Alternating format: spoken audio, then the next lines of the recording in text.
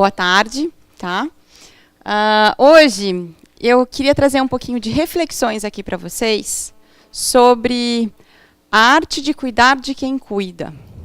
Como que a gente aprende a cuidar com quem cuida, tá? Eu sou médica de profissão, sou especialista em clínica médica, trabalhei com cuidados paliativos.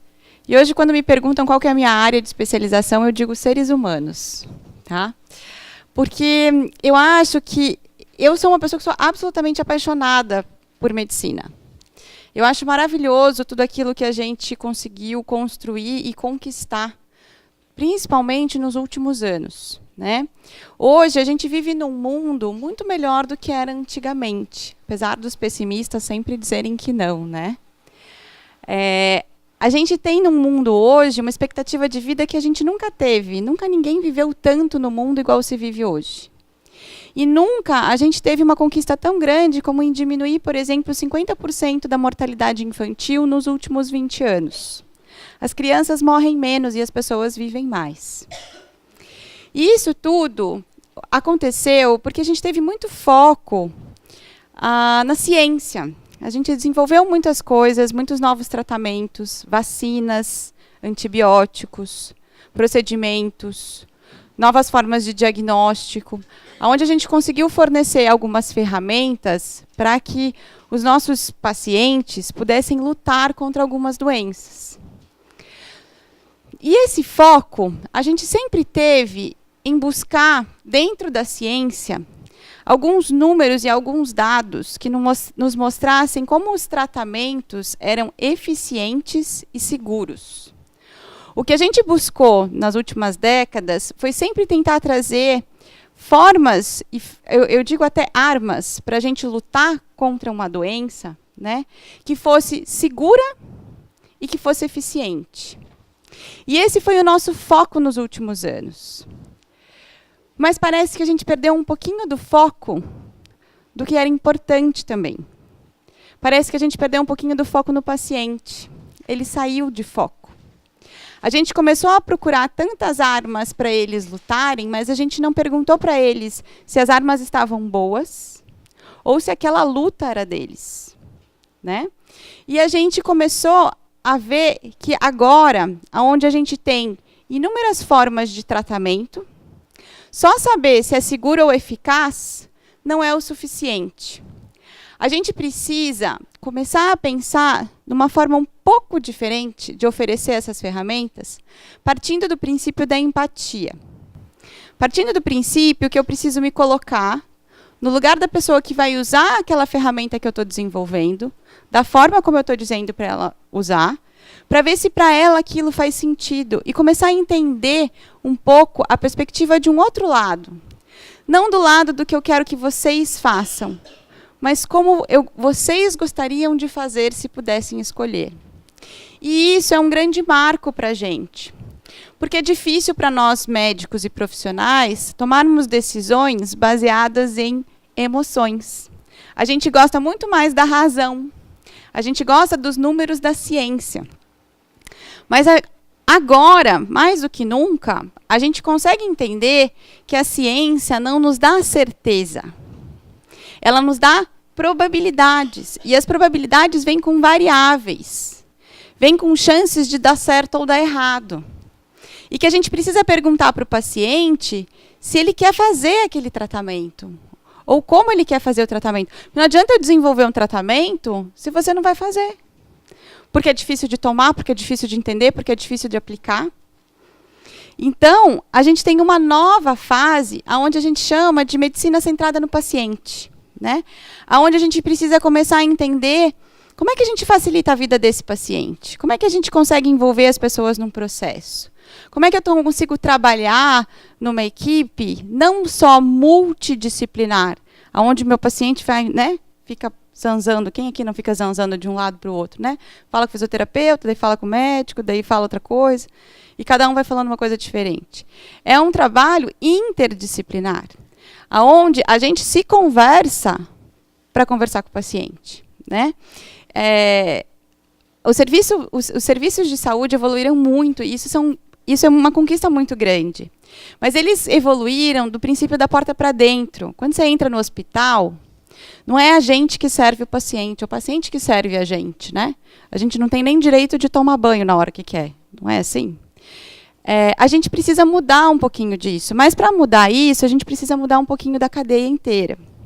E se a gente quer entender realmente a medicina centrada na pessoa, tentar entender como é que eu faço para fornecer as melhores ferramentas a partir da visão de quem usa e não de quem prescreve, eu preciso ver algumas coisas um pouco diferentes. Não adianta eu fazer de conta que medicina centrada no paciente ou medicina centrada na pessoa é aquela foto de comercial de margarina. Só que em vez de ser, né, o casal tomando café da manhã, tem uma paciente na cama com um labrador do lado abanando o rabo, né? Tudo lindo e maravilhoso, porque a gente sabe que é assim. Então, se a gente se propõe a dizer que a gente está fazendo uma medicina centrada no paciente, ou naquelas pessoas que se propõem a cuidar, a gente precisa entender também o que é ficar doente. Porque ficar doente não é fácil. Não é só o medo da doença, não é o medo da dor, não é o medo da morte, nem do tratamento. Quando a gente está em frente a uma doença, o que acontece é que, primeiro, a gente tem medo do futuro. A gente não sabe mais o que vai acontecer com a nossa vida. A gente não consegue mais pensar como é que vai ser, a minha vida vai ser normal. O normal já é diferente para mim. E isso dá muito medo. Então, o futuro me assusta. E não só o futuro me assusta, mas o meu passado me larga. Porque, às vezes, eu não vou mais conseguir ser aquela pessoa que eu era antes, que eu me identificava. Porque tudo vai ser diferente. E quanto mais medo a gente tem, mais insegurança a gente tem, mais a gente trava. Menos a gente consegue enxergar que as mudanças que vão vir para o bem e vão vir para o mal. Mas, nesse momento, as mudanças que eu enxergo são muito mais as negativas do que as positivas. Né? A gente tem as mudanças negativas estão bem aos olhos. Né? E a gente não consegue enxergar as mudanças positivas que vão vir ao longo do caminho. E quando a gente está nessa situação, o que a gente faz? A gente vai procurar ajuda, certo? E muitas vezes a ajuda que a gente recebe é a ajuda de que nós, profissionais, que tivemos habilitados a entender do ponto de vista da ciência, podemos te dar. Onde são milhares de recomendações super importantes que vão fazer com que talvez o sofrimento ou a doença diminuam. E isso é a pior coisa que a gente pode fazer. Porque quando a única forma que a gente tem de liberar o nosso medo para poder exercer a nossa capacidade de cuidar de alguém ou de cuidar de nós mesmos é sobre o conhecimento. Só que não é um conhecimento que eu preciso sair por aí estudando em todos os livros. É um conhecimento que eu preciso saber o que vai acontecer com aquela doença. O que pode acontecer? O que não pode acontecer? O que é normal? E quando não está normal, o que eu preciso fazer? Aonde eu busco essa informação? Quem é que pode me ajudar? Esses recursos diminuem muito o nosso medo. E quando a gente diminui o medo, a gente tem capacidade de tomar decisões e fazer as nossas ações em relação aos nossos familiares ou aos nossos pacientes de uma forma muito mais íntegra, certo? Quando a gente entra na ideia de que a gente precisa disseminar esse conhecimento, a gente libera não só o medo de vocês, mas nós, como profissionais de saúde, passamos a aceitar que, na verdade, a vulnerabilidade de ser humano é a vulnerabilidade de não estar sempre certo, de alguma coisa não ser controlável. Quando a gente briga com a nossa própria vulnerabilidade, quando a gente acha que a gente não pode dividir que está pensando assim, poxa vida, eu não estou dando conta desse negócio aqui? Porque a gente sente culpa de pensar dessa forma. Quando a gente se sente um monstro porque acontece isso, o que você está? Você está negando a sua própria vulnerabilidade. E isso te torna muito mais vulnerável, porque você não tem de onde tirar forças. Quando a gente absorve um pouco mais do conhecimento, e quando a gente consegue entender que essa parte do conhecimento a gente não consegue fazer sozinho, que nós, profissionais, precisamos entender o que é estar doente para fornecer as melhores informações para os pacientes no momento que eles precisam, não no momento que eu quero dar. Quando eu tenho toda a cadeia, quem pensa no medicamento, quem pensa na parte nutricional, quem pensa em como é que eu desenvolvo um medicamento, seja indústria, seja o hospital, seja quem for nesse processo. Nós precisamos entender, nós profissionais, que são vocês quem nos ensinam a cuidar das pessoas. E que se a gente entender a necessidade de vocês, a gente consegue desenvolver produtos e serviços melhores para vocês. Porque não adianta eu desenvolver um medicamento que vocês não querem usar, certo?